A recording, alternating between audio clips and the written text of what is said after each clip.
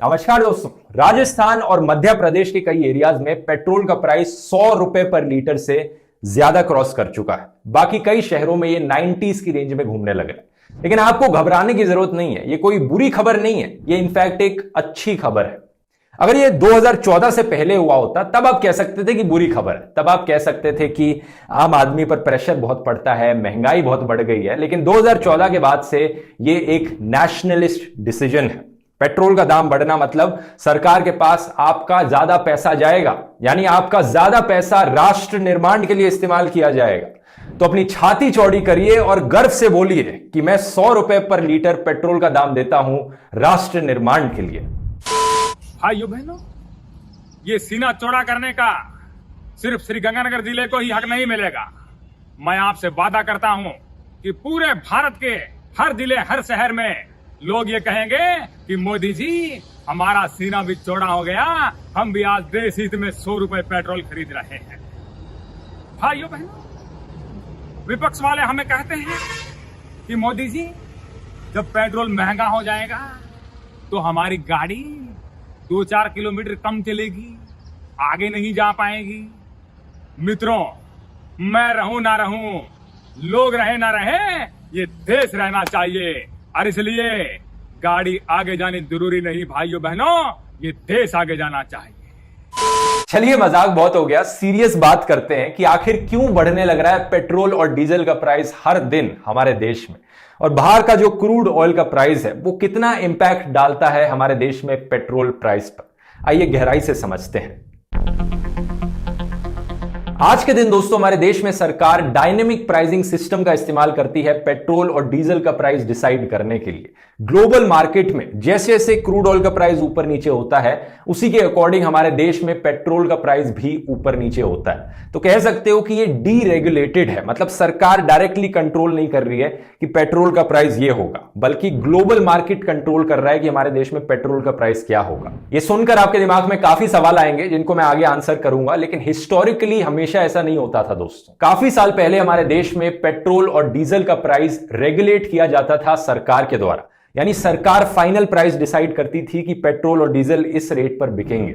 लेकिन इससे बड़ी प्रॉब्लम्स क्रिएट होती थी, सरकार के ऊपर प्रेशर बहुत आता था कि पेट्रोल को कम दाम पर बेचा जाए, इतने प्राइस में नहीं बेचना चाहिए, इतना टैक्स लगाना चाहिए, इतना नहीं करना चाहिए। इसीलिए 2010 में मनमोहन सिंह जी की सरकार ने पेट्रोल के प्राइस को पहले डीरेगुलेट कर दिया, और 2014 में नरेंद्र मोदी जी की सरकार ने डीजल के प्राइस को डीरेगुलेट कर दिया। सिस्टम यह था कि महीने की 1st डेट को और 16th डेट को पेट्रोल और डीजल के प्राइस बदलते थे ग्लोबल मार्केट के अकॉर्डिंग, मतलब करीब करीब 15 दिन के लिए प्राइस कांस्टेंट रहते थे। लेकिन 16 जून 2017 को सरकार ने एक नई स्कीम इंट्रोड्यूस करी और यह कहा कि हर 15 दिन में प्राइसेस बदलने की जगह अब हम इन्हें हर दिन बदलेंगे। हर दिन सुबह के 6 बजे पेट्रोल और डीजल के प्राइसेस को रिवाइज किया जाएगा, जो कि आज के दिन तक चलता आ रहा है। इसी रीजन से आप हर दिन सुनते हैं कि पेट्रोल डीजल का दाम कहीं 1 रुपए से बढ़ गया, कभी 50 पैसे से बढ़ गया। ये करने के बेसिकली 2 रीजंस थे। पहला यह था कि जो भी छोटा सा बदलाव आएगा ग्लोबल क्रूड ऑयल प्राइस में, उसका इफेक्ट इंस्टेंटली यहां पर कंज्यूमर्स को और डीलर्स को देखने को मिल जाए, जो भी फायदा नुकसान हो रहा है यहां पर। और दूसरा यह था कि 15 दिन काफी लंबा समय हो जाता था, लोग स्पेक्युलेट करने लग जाते थे कि देखो ग्लोबल क्रूड ऑयल के प्राइस में ये ऊपर नीचे चेंज आया है, तो 15 दिन बाद सरकार शायद पेट्रोल के प्राइस बढ़ा दे, तो उस डेट के आने से पहले हम जाके अपनी गाड़ी में पेट्रोल भराए आते हैं। तो इस स्पेक्युलेशन को रोकने के लिए, इस पैनिक को रोकने के लिए सरकार ने डिसाइड किया कि चलो हर दिन हम प्राइस में बदलाव लाएंगे। तो ये कहानी है आज के दिन की दोस्तों। जैसा कि आप ऑलरेडी जानते हैं, क्रूड ऑयल से ही पेट्रोल और डीजल बनता है, और इंडिया में तकरीबन 84% पेट्रोलियम प्रोडक्ट्स बाहर से इंपोर्ट किए जाते हैं। तो ग्लोबल क्रूड ऑयल प्राइस पिछले कुछ हफ्तों से ऊपर जाने लग रहा है, इसलिए इंडिया में भी पेट्रोल और डीजल के प्राइसेस ऊपर जाने लग रहे हैं।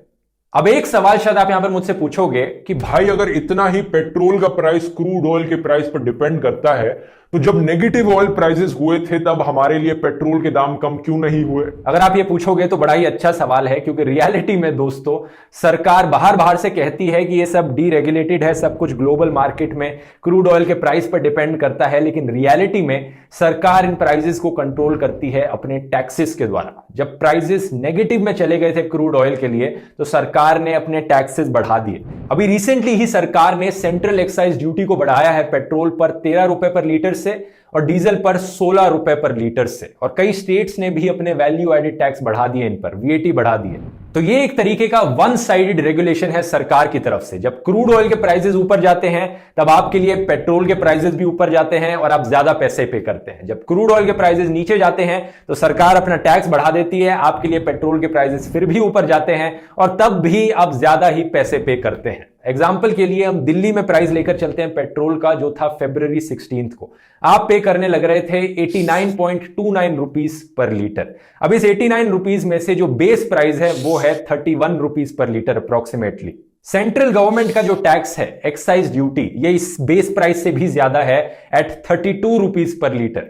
स्टेट गवर्नमेंट का जो टैक्स है VAT, ये है 20 रुपीस के अराउंड।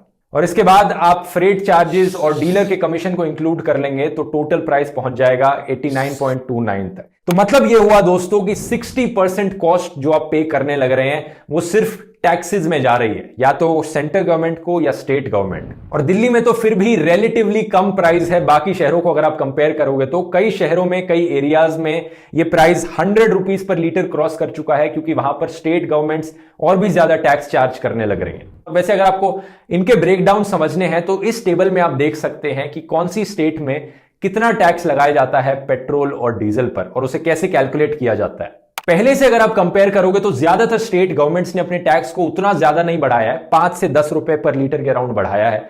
लेकिन सबसे ज्यादा दोष यहां पर जाता है सेंट्रल गवर्नमेंट को, जिन्होंने अपने टैक्स को 13 से 15 रुपए पर लीटर बढ़ाया है सिर्फ एक साल के अंदर अंदर।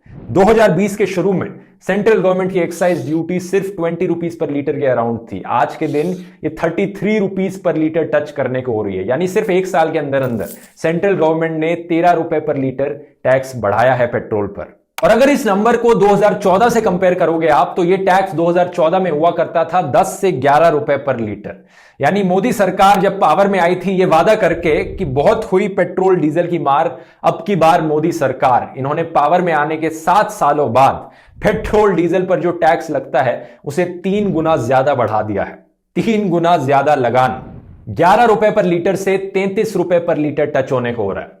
हैरानी की बात तो यह है दोस्तों कि प्रधानमंत्री मोदी आज के दिन भी 7 सालों तक पावर में रहने के बाद भी पेट्रोल प्राइस जब बढ़ता है तो कांग्रेस पर दोष डालते हैं। कहते हैं कि कांग्रेस की गलती है कि आज के दिन पेट्रोल प्राइस इतना ज्यादा हो रहा है, आपको पेट्रोल इतना ज्यादा पे करना पड़ रहा है। बाकी दुनिया से अगर आप पेट्रोल डीजल के दाम कंपेयर करोगे तो तब आपको पता लगेगा कि इंडिया में कितने महंगे हो चुके हैं। पाकिस्तान में पेट्रोल का प्राइस है अराउंड 50 रुपए पर लीटर, श्रीलंका में 60 रुपए पर लीटर, नेपाल में ऑलमोस्ट 70 रुपए पर लीटर, अफगानिस्तान में 37 रुपए पर लीटर। हालत इतनी बुरी है दोस्तों कि बिहार में जो बॉर्डरिंग एरियाज है नेपाल के, वहां पर कुछ लोग नेपाल जाकर पेट्रोल को स्मगल करने लग गए हैं, इंडिया में लेकर आने लग गए हैं, क्योंकि फिर भी 20 रुपए पर लीटर का वहां पर उनको सेविंग होने लग रही है। लेकिन ऐसा भी नहीं है दोस्तों कि इंडिया में सबसे महंगा पेट्रोल मिलता हो। बाकी कई कंट्रीज हैं जहां पर पेट्रोल और भी महंगा है, जैसे कि जापान 94 रुपीस पर लीटर, साउथ कोरिया 96 रुपीस पर लीटर, जर्मनी 119 रुपीस पर लीटर, फ्रांस 126 रुपीस पर लीटर और हांगकांग जहां सबसे महंगा है ये 173 रुपीस पर लीटर। लेकिन एक चीज का ध्यान रखिए दोस्तों, इन सारी डेवलप्ड कंट्रीज में लोगों की तनख्वाह भी ज्यादा है। ऑन एवरेज जर्मनी में एक इंसान की सैलरी होती है 2 से 3 लाख रुपए पर महीना, और इंडिया में एक आम इंसान की सैलरी होती है 20 से 30 हजार रुपए पर महीना। जर्मनी में 10 गुना ज्यादा लोगों की इनकम है तो उतनी ही ज्यादा परचेजिंग पावर भी है, लेकिन फिर भी वो पेट्रोल के लिए ऑलमोस्ट इंडिया से थोड़ा सा ही ज्यादा 10% ज्यादा कॉस्ट पे करने लग रहे हैं। तो इस हिसाब से देखा जाए तो इंडिया में लोग 10 गुना ज्यादा पेट्रोल का दाम पे करते हैं अपने इनकम के अकॉर्डिंग। तो एक सवाल अभी भी बचता है आंसर करना कि ग्लोबल मार्केट्स में क्रूड ऑयल का प्राइस ऊपर क्यों जाने लग रहा है पिछले कुछ महीनों से। इसका जवाब बड़ा सिंपल है दोस्तों। बेसिक इकोनॉमिक्स कहती है अगर किसी भी चीज की डिमांड बढ़ेगी इकोनॉमी में या फिर सप्लाई कम होगी तो उसका प्राइस ऊपर जाएगा, या फिर डिमांड कम होगी और सप्लाई बढ़ेगी तो उसका प्राइस नीचे जाएगा। ये ऑलमोस्ट हर चीज के लिए वैलिड है। ऐसा ही ऑयल के साथ होने लग रहा है। जब कोविड-19 की वजह से लॉकडाउन हुआ था दुनिया भर में तो ऑयल की डिमांड नीचे चली गई थी, क्योंकि एरोप्लेन्स नहीं उड़ रहे थे, गाड़ियां नहीं चल रही थी उतनी सड़कों पर, और डिमांड नीचे गिर गई थी, सप्लाई उतनी ही थी, इसीलिए ये ऑयल प्राइस नेगेटिव में चला गया था। अब जैसे जैसे लोगों को वैक्सीनेट किया जाने लग रहा है, लॉकडाउन खत्म होने लग रहा है, इकोनॉमी वापस ट्रैक पर आने लग रही है, तो डिमांड वापस ऑयल की बढ़ने लग रही है, इसलिए अब क्रूड ऑयल का प्राइस ऊपर जाने लग रहा है। कई ऑयल प्रोड्यूसिंग कंट्रीज का एक ग्रुप भी है ओपेक, जो कि सप्लाई साइड से भी चीजों को कंट्रोल करके रखता है। इस पूरे मैकेनिज्म को मैंने इस वीडियो में समझाया है, आप डिटेल में जाकर समझ सकते हैं, लिंक नीचे डिस्क्रिप्शन में मिल जाएगा। बाकी इस वीडियो को स्पॉन्सर करने के लिए मैं धन्यवाद करना चाहूंगा कुवेरा ऐप का। कुवेरा एक बढ़िया म्यूचुअल फंड्स की ऐप है जिसमें आप अपने गोल सेट कर सकते हैं, या आपको नया घर खरीदना है, या रिटायर होना है, या नई गाड़ी खरीदनी है, और उसके अकॉर्डिंग ऐप का जो एल्गोरिथम है वो आपको अपने आप बता देगा कि कौन सा म्यूचुअल फंड आपके लिए बेस्ट रहेगा पैसे इन्वेस्ट करने के लिए। ऐप कोई ब्रोकरेज फीस भी नहीं चार्ज करती, तो बहुत ही बढ़िया तरीका है म्यूचुअल फंड्स में पैसे इन्वेस्ट करने का। नीचे लिंक आपको डिस्क्रिप्शन में मिल जाएगा। पसंद आया वीडियो तो शेयर कीजिए और मिलते हैं अगले वीडियो में। बहुत बहुत धन्यवाद दोस्तों।